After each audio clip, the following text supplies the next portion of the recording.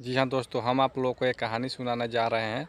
रणदीप हुड्डा, जिस लड़का का नाम है रणदीप हुड्डा, और उस लड़के ने एक अपनी ही गांव के बगल की मतलब कि एक लड़की से प्रेम करता था और दोनों मिलकर एक हाई स्कूल में पढ़ाई किया करते थे। और कुछ ही दूरी पर लड़के का घर था और लड़की का मतलब कि लड़की और लड़का का घर का फासला, दूरी का फासला जो था करीब 3 किलोमीटर थी। और आप लोगों को एक ऐसा कहानी दोस्तों हम बताने जा रहे हैं जिसको सुन करके आप लोग दंग रह जाइएगा। मात्र 3 किलोमीटर का फासला थे दोनों लड़का और लड़की के बीच के, जो कि गांव पड़ता है, उस गांव का 3 किलोमीटर का फासला। और वो दोनों एक हाई स्कूल में पढ़ते थे और हाई स्कूल में पढ़ने के साथ साथ में उस दोनों का प्यार होता है, मोहब्बत होता है, बातचीत होती है। कापियाँ किताब, जैसे कि उसका किताब वो ले लेना और उसका किताब वो लेकर के मतलब कि पढ़ना लिखना बहुत दिनों से, मतलब कि 6-7 महीने से ऐसा ही कुछ चलता रहा। एक दिन का बात है, कुछ समय बीतता गया। एक दिन का बात ऐसा हुआ, लड़का ने लड़की से बोला कि अब ऐसे मन नहीं लग रहा है, चलो हम लोग बाहर जा कर के पढ़ाई लिखाई करेंगे और वहीं पर कुछ नौकरी भी करेंगे और हम लोग का खर्च भी चलेगा और वहीं पर हम लोग रहेंगे, ताकि हम लोग को ना कोई देखने वाला और ना ही कोई बोलने वाला रहेगा और हम लोग साथ साथ में रहेंगे। सो दोस्तों, ऐसा ही कुछ हुआ। लड़की ने अपने बिना परिवार के कहे सुने घर से निकल गई और लड़का भी निकल गया और दोनों जाकर के एक रेलवे स्टेशन पर मिलते हैं, जो कि बिहार में पड़ता है। छपरा, बिहार के छपरा रेलवे स्टेशन पर मिलते हैं और वही छपरा रेलवे स्टेशन से दोनों रवाना होते हैं सीधा मुंबई के लिए। दोनों मुंबई के लिए रवाना होते हैं। मुंबई जाने में उन लोगों को करीब 2 दिन का सफ़र होता है।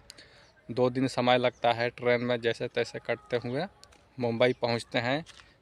मुंबई में पहुंच कर के वो लोग, जो लड़का का दोस्त था जिसके पास वो गया था, वहाँ पर उसके रूम पर इस लड़की के साथ में ये दोनों गए। और जाने के बाद में फिर ऐसा होता है कि जो लड़का वहाँ पर कमा रहा था पहले से, तो वो बेचारा इन दोनों को खाना बनाकर खिलाता है और फिर वो अकेले अपना ड्यूटी चला जाता है। इसके बाद बची तो ये दोनों, लड़का और लड़की।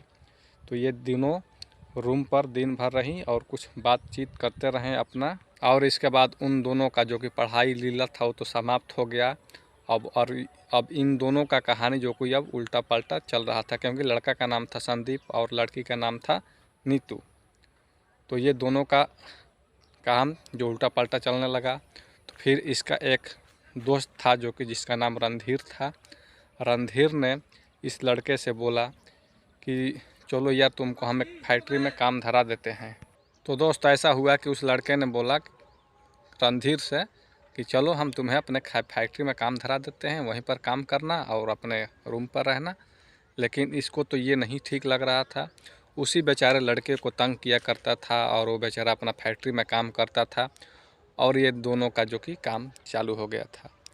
तो एक दिन की बात है, एक उसके दोस्त जो था वो बोला कि इस लड़की को लेकर के चलो पार्क में घूमने के लिए, तुम लोगों को वहाँ का बहुत बेहतरीन नज़ारा दिखाएंगे, घुमाएंगे। तो लड़के ने उस लड़की के साथ गया वहाँ पर घूमने के लिए और इसके बाद वहाँ पर एक 5 स्टार बढ़िया अच्छा सा रूम देखा और वहीं पर लोग एक्सेप्ट हो गए। और जो रणधीर और ये लड़की जो थी, दोनों को वहाँ का जगह बहुत पसंद आ रहा था।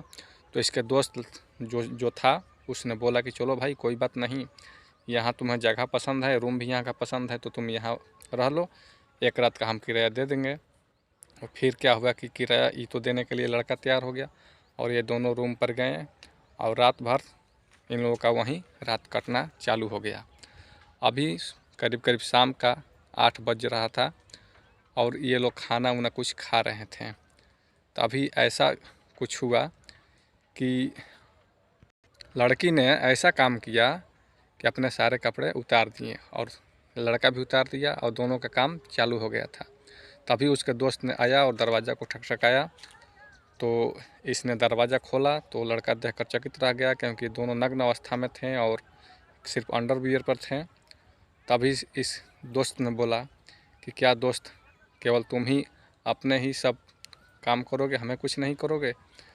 तो जाके इस लड़का ने भी मतलब कि दोनों लड़का मिल करके रात भर संबंध उस लड़की के साथ बनाए।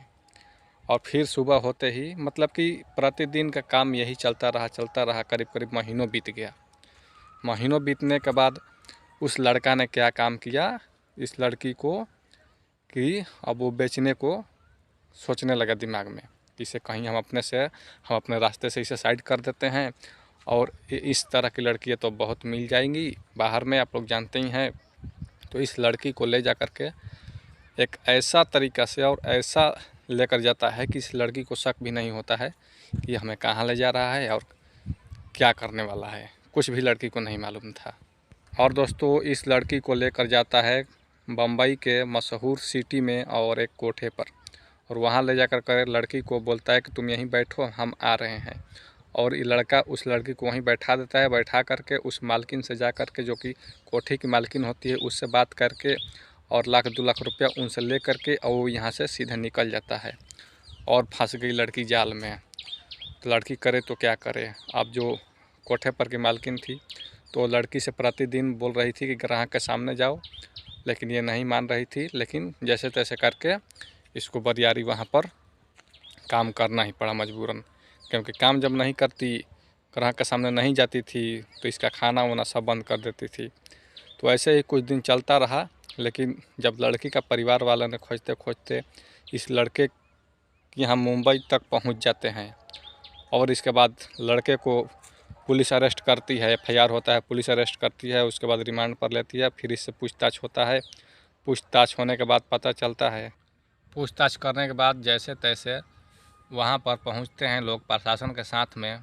तो वहाँ का जो कोठे की मालकिन थी तो वो बोली कि यहाँ पर कोई लड़की वड़की नहीं है, हमारे पास एक लड़का लेकर आया था, तो हमने उसे दूसरे ग्राहक के हाथों बेच दिया।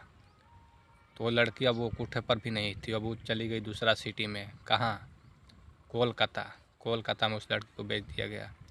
लेकिन अब परिवार वहाँ से निराश से लौट आए। क्यों? क्योंकि लड़की ने उस घर के अपने परिवार को कोई इज्जत नहीं रखी थी, कोई मान सम्मान नहीं रखी, इसलिए परिवार भी वहाँ से निराश होकर लौट आए घर।